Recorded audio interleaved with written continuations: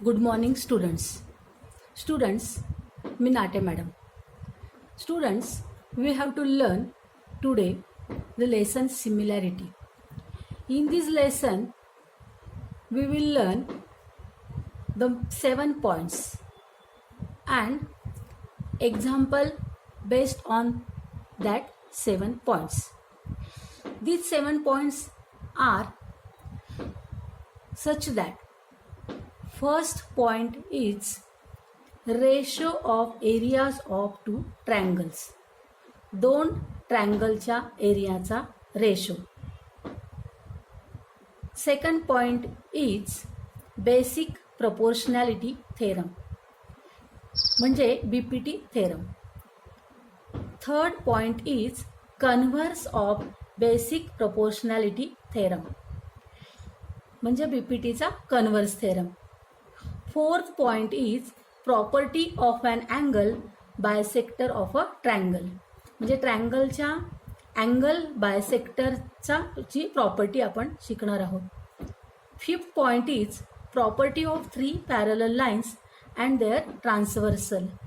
3 parallel line आणि त्यांच्या ट्रान्सव्हर्सलची प्रॉपर्टी आपण ह्या लेसनमध्ये शिकणार आहोत.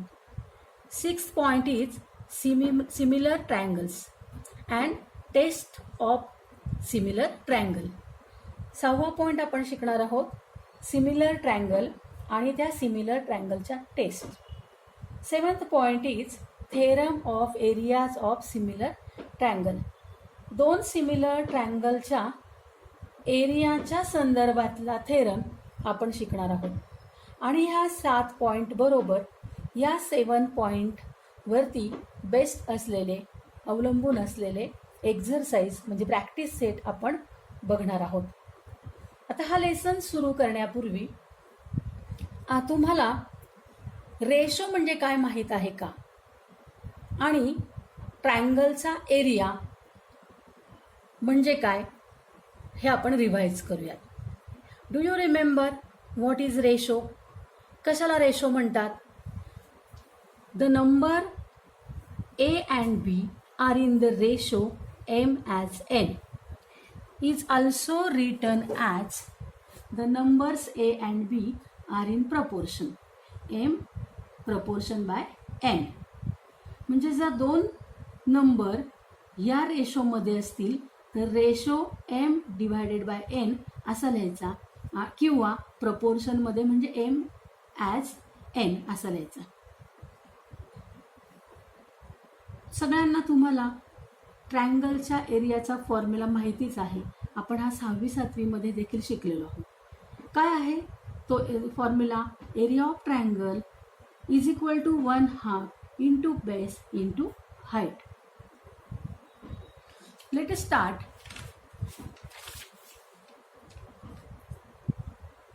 Ratio of areas of 2 triangles.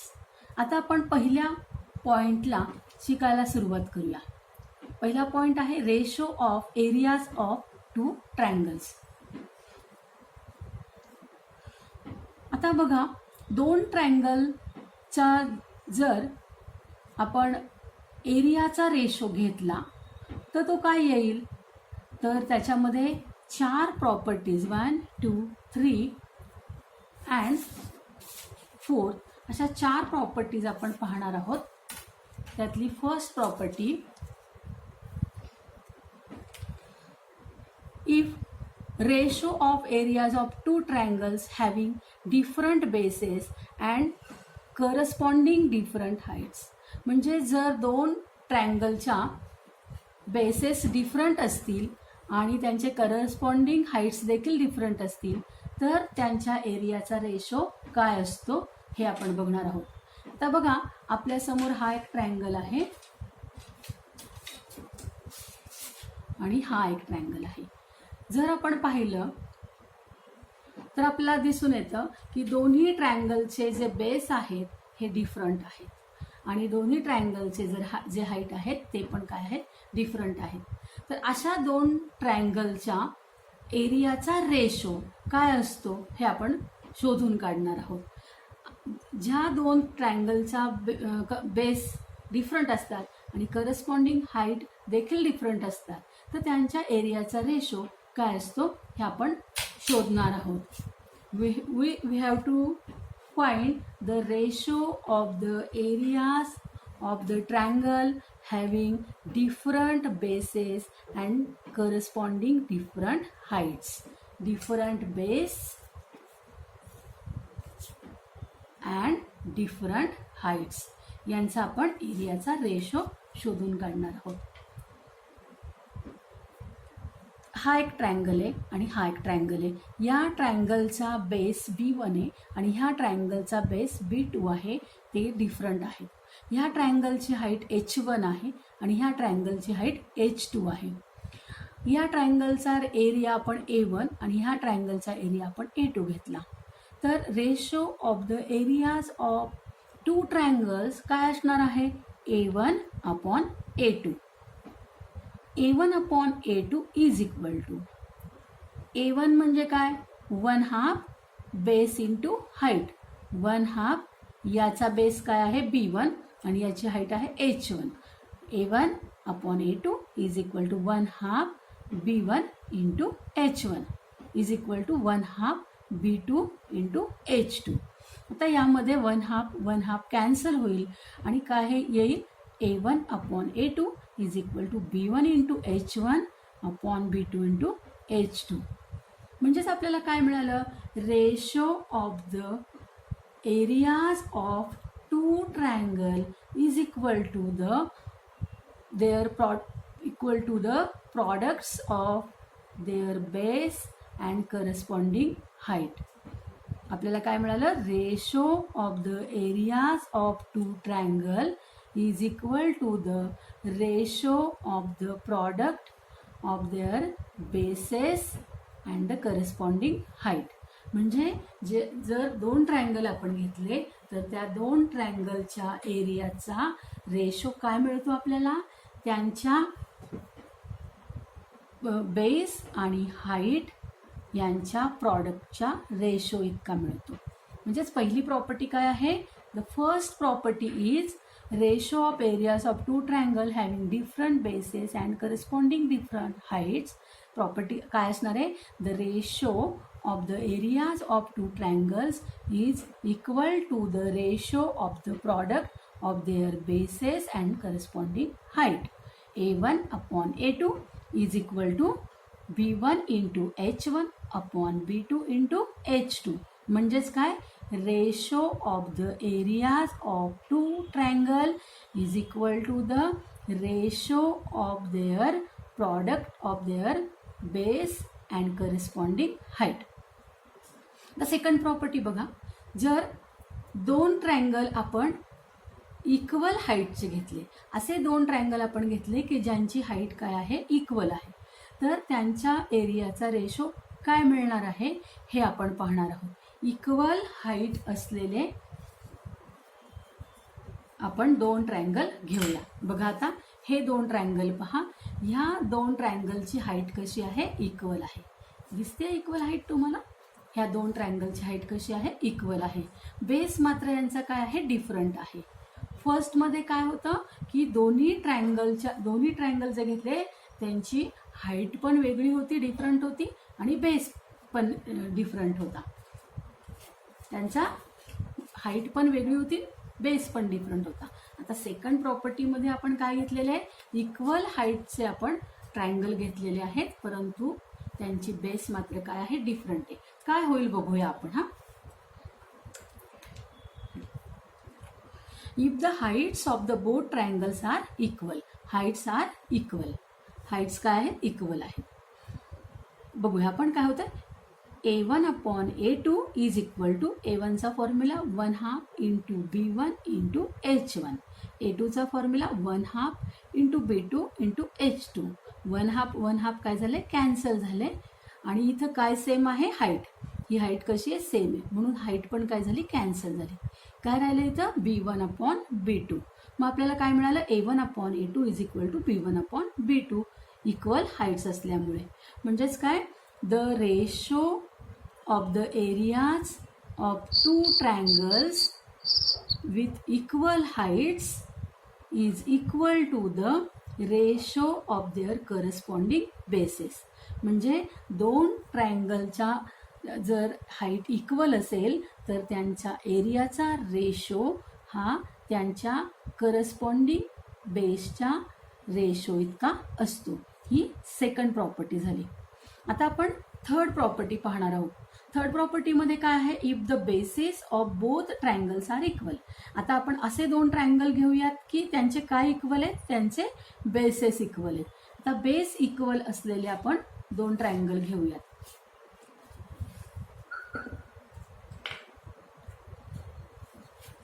आता हे दोन ट्रायंगल बघा, हे दोन ट्रायंगल पहा. ह्या दोन ट्रायंगलचे काय इक्वल आहे, बेस इक्वल आहे की नाही. बेस इक्वल पहा, ह्या दोन ट्रायंगलचे बेस इक्वल आहे, परंतु यांची हाईट मात्र कसे आहेत, डिफरंट हाईट डिफरंट आहे.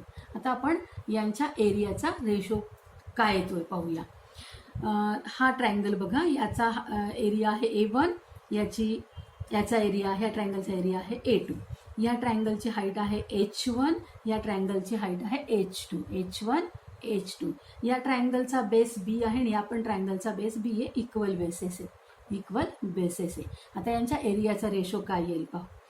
Ratio of the areas A1 upon A2 is equal to, A1चा फॉर्म्युला काय, 1/2 B1 इंटू H1.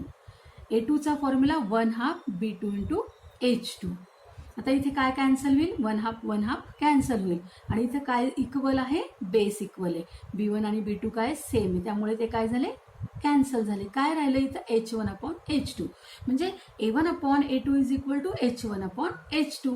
म्हणजेच काय हे मिळालं, कारण बेसेस कसे इक्वल आहेत. म्हणजेच काय प्रॉपर्टी मिळते आपल्याला, the ratio of the areas of two triangle A1 upon A2.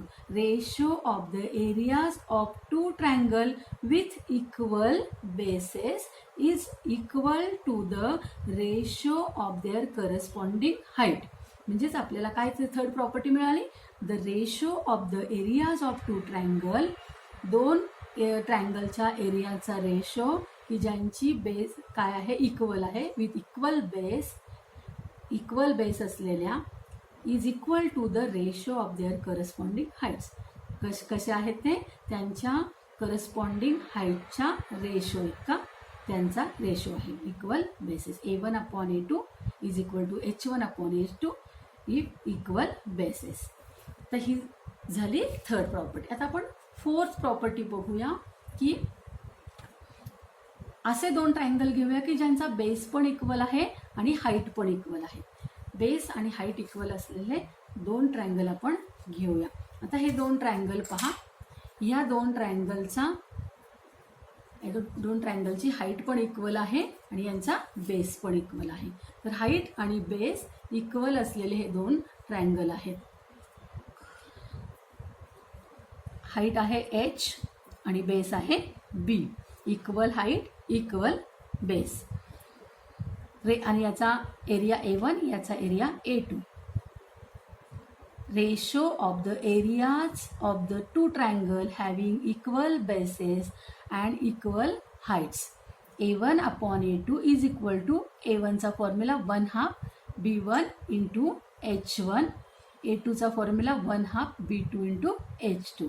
काय कॅन्सल होईल, 1/2 कॅन्सल. यांचा बेस सेम आहे त्यामुळे हा बेस B1 B2 कॅन्सल होईल. यांची हाईट पण सेम आहे त्यामुळे H1 H2 कॅन्सल होईल.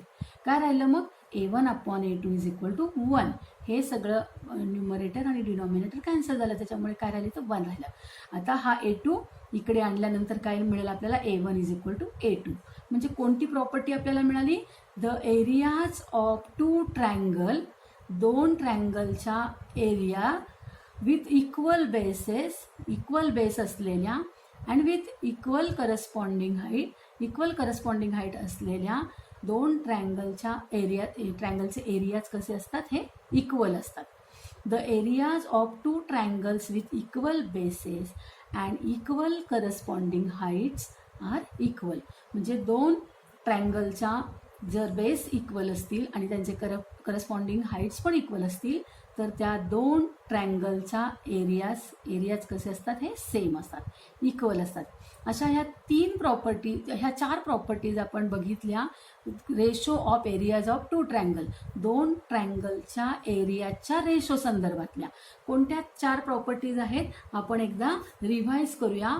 फर्स्ट प्रॉपर्टी आहे की डिफरंट बेस आणि डिफरंट हाईट असलेली. जर दोन ट्रायंगलची बेस डिफरंट असतो, हाईट पण डिफरंट असते, तेव्हा त्या दोन ट्रायंगलच्या एरियाचा रेशो काय असतो, तर त्या दोन ट्रायंगलच्या बेस आणि हाईट यांच्या प्रॉडक्टच्या रेशो इतका असतो. The ratio of the areas of two triangles is equal to the ratio of the product of their bases and corresponding heights. A1 upon A2 is equal to B1 into H1 upon B2 into H2. ही झाली first property. जर आपण दोन equal height असलेले दोन triangle जर आपण घेतले तर त्यांच्या एरियाचा रेशो काय असतो, तर त्यांच्या एरियाचा रेशो असतो त्यांच्या बेसच्या प्रपोर्शन प्रमाणे. म्हणजेच बघा, आपण हे दोन ट्रायंगल घेतले ज्यांची हाईट इक्वल आहे, इक्वल हाईट घेतलेली आहे, तर याच्या आणि याच्या एरियाचा रेशो काय असणार आहे, A1 upon A2 is equal to B1 upon B2. म्हणजे the ratio of the areas of two triangles with equal heights is equal to the ratio of their corresponding bases. A1 upon A2 is equal to B1 upon B2. Third property आहे if the bases of both triangles are equal. जर आपण असे दोन triangle घेतले की ज्यांचे base equal आहेत, base equal असलेले जर आपण दोन ट्रायंगल घेतले आणि हाईट मात्र त्यांची कशी आहे, डिफरंट आहे, तर हे दोन ट्रायंगल आपण घेतले ज्यांचे बेस काय आहेत, इक्वल आहेत, परंतु हाईट मात्र कशी आहे, डिफरंट आहे. तर यांच्या एरियाचा रेशो बेस इक्वल असल्यामुळे हाईटच्या रेशो प्रमाणे येईल. म्हणजेच बघा, A1 upon A2 is equal to H1 upon H2. The ratio of the areas of two triangles with equal bases is equal to the ratio of their corresponding heights. H1 upon H2. A1 upon A2 is equal to H1 upon H2. A1 upon A2 is equal to H1 upon H2. Base equal असल्यामुळे. आता fourth property जी आहे ती म्हणजे दोन्ही same, त्याचा base पण same आणि height पण सेम असे जर दोन ट्रायंगल आपण घेतले तर त्यांच्या एरियाचा रेशो काय येतो, A1 upon A2 is equal to 1. का, कारण की याची हाईट आणि याची हाईट, दोन्ही हाईट सेम आहेत, याचा बेस आणि याचा बेस सेम, हे दोन्ही ट्रायंगलचे बेस सेम आहेत आणि त्यांच्या करस्पॉन्डिंग हाईट्स पण सेम आहेत. अशा वेळेस ह्या दोन ट्रायंगलच्या एरियाचा रेशो हा 1 येतो आणि म्हणजेच त्या दोन्ही ट्रायंगलचे एरियाज कसे असतात, इक्वल असतात. म्हणजे ज्या दोन ट्रायंगलचे बेस इक्वल असतात आणि करस्पॉन्डिंग हाईट्स पण इक्वल असते, अशा दोन ट्रायंगलचा एरिया हा इक्वल असतो. The areas of two triangles with equal bases and equal corresponding heights are equal. मुलांनो, ह्या चार प्रॉपर्टीज ज्या आहेत ह्या तुम्ही पुन्हा पुन्हा रिवाईज करा आणि ह्या चांगल्या समजून घ्या. मी यावरती अवलंबून असलेला प्रॅक्टिस सेट 1.1 आपण नेक्स्ट पिरियडमध्ये शिकूयात. ओके, नीट अभ्यास करा आणि ह्या प्रॉपर्टीज लिहून काढा.